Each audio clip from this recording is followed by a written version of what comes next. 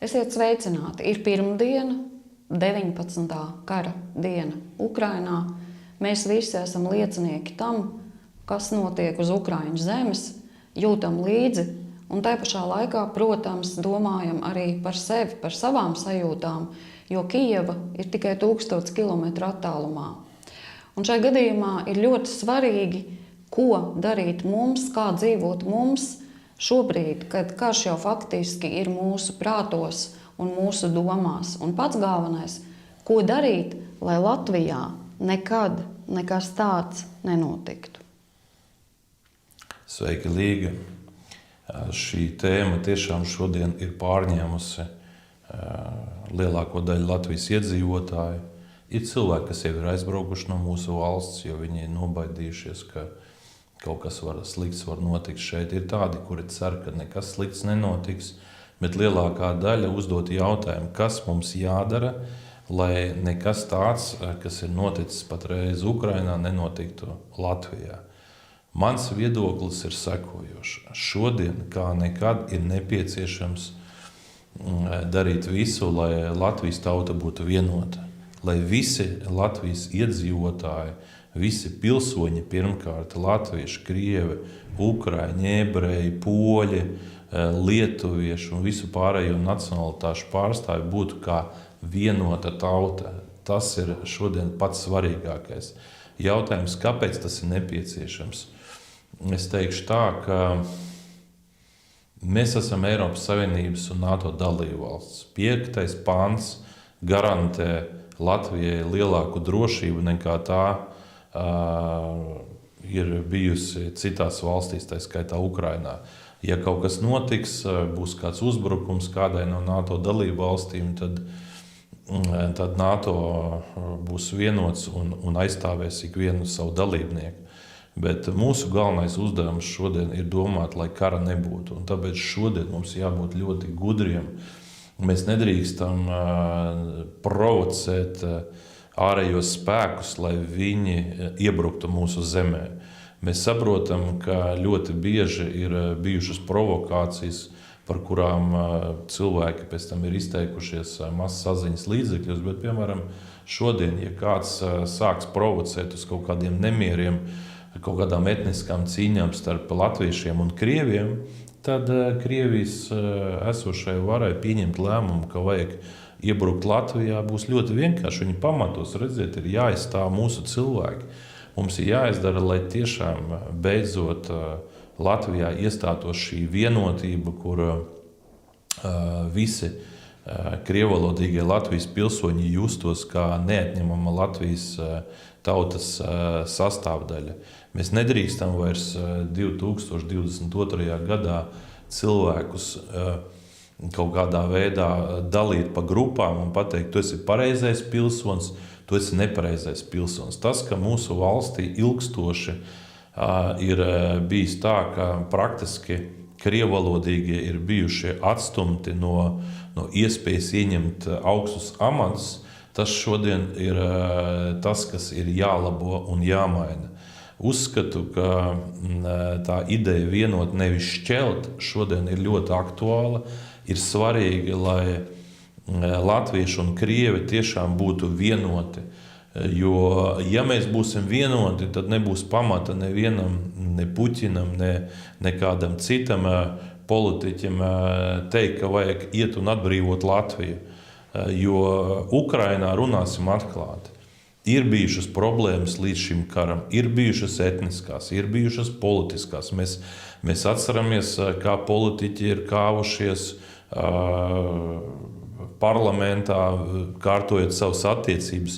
Un, protams, visas šīs problēmas akumulējās, kā rezultātā Krievijai radās iespējas, ka viss ir slikti un tāpēc jāiet un jāatbrīvo Ukraina no nepareizās politiskās varas. Paldies Dievam, ka nekas tāds Latvijā nav bijis, bet ņemot vērā, ka karš notiek blakus Latvijai, tad 1000 kilometru attālumā Kijevā, tad mums jābūt ļoti gudriem. Un es esmu pilnīgi pārliecināts, ka šodien lielākā daļa latviešu ir gatavi apvienoties tādā veidā, lai mēs būtu kā vienota nācija. Jo ir latviešiem piemīt viena tāda laba īpašība, ka miera apstākļos viņi var kašķēties, bet tad, kad notiek kaut kāda krīze, tad viņi apvienojas. Gluži tāpat, kā tas ir bijis 90. gados, kad sākās viss šī atmoda, tad cilvēki bija vienoti, viņi nāca uz barikādēm, viņi pulcējās krastmalā. Tātad krīzes apstākļos Latvijas tauta spēja apvienoties. Un es domāju, ka šodien šī krīze ir piemeklējusi Eiropu, ir piemeklējusi nevis Latviju, bet visu Eiropu. Un mums tiešām, kā valstī, kurai ir kopīgā robeža ar Krieviju un Baltkrieviju, ir jābūt tik vienotiem kā nekad. Ja mēs būsim vienoti, tad nekas mūs no ārpus nevarēs apdraudēt. Faktiski var teikt, klausoties tevī, es atkārtu, ka var teikt, kopš neatkarības vairāk kā 30 gadi, un faktiski šis jautājums nav pazudis no dienas kārtības, un faktiski var teikt, ka ir pēdējais brīdis, faktiski pēdējā iespēja. Ukrainas karš to ir pieteicis mums tautu vienot, un tas ir jāizdara.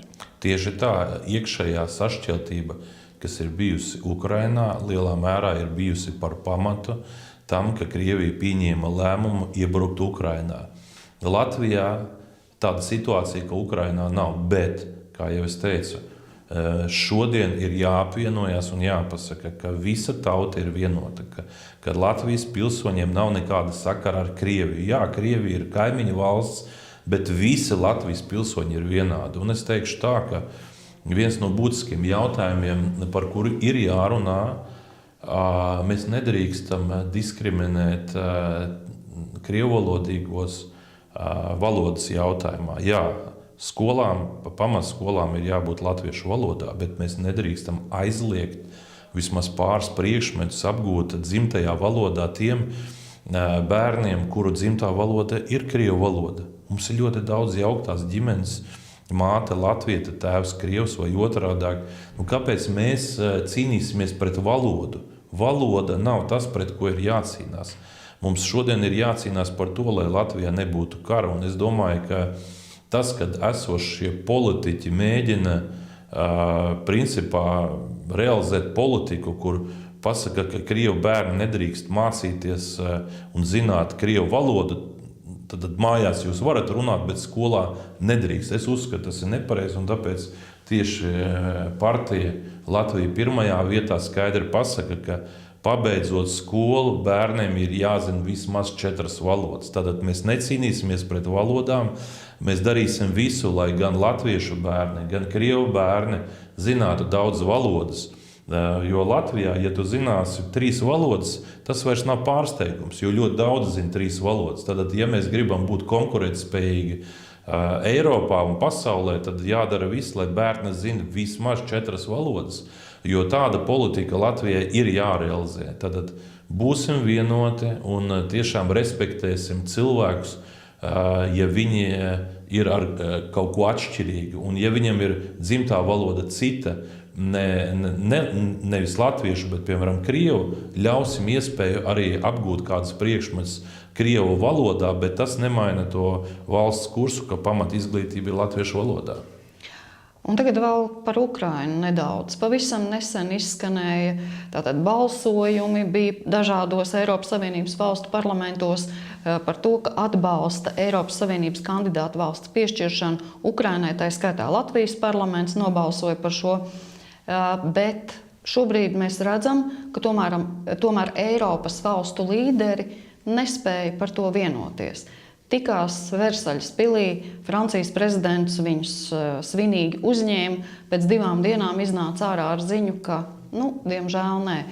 Kā tu vērtē šo Eiropas nespēju vienoties, lai vismaz morāli palīdzētu? Es to vērtēju ļoti slikti. Es uzskatu, ka Eiropas valstīm pieņemt šodien lēmumu un piešķirt Ukrainai kandidātu valsts statusu, tas būtu ļoti nozīmīgs politisks lēmums, kas iespējams palīdzētu apstādināt šo karu pēc iespējas ātrāk. Jo skaidrs, ka, lai kļūtu par Eiropas Savienības valsti, Ukrainai būs jāizpilda daudz mājas darbi, bet iedot šo kandidātu valsts statusu, man šķiet, tas būtu politiski pareizs lēmums, un tas arī parādītu to, ka Eiropa tiešām ir nostājusies Ukrainas pusē. Kāpēc tas netika izdarīts?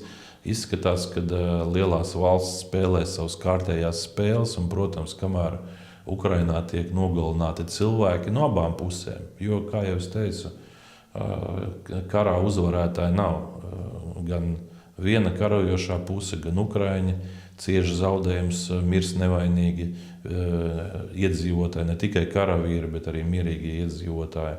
Arī Krievijas karaspēks cieši zaudējums, mirst cilvēki. Tad jautājums par NATO es jau biju izteicies iepriekš, kad skaidrs, ka Ukraina kā NATO dalība valsts visdrīzāk ir izsapņots sapnis, ka tā visdrīzāk nebūs vismaz tuvākajā laikā.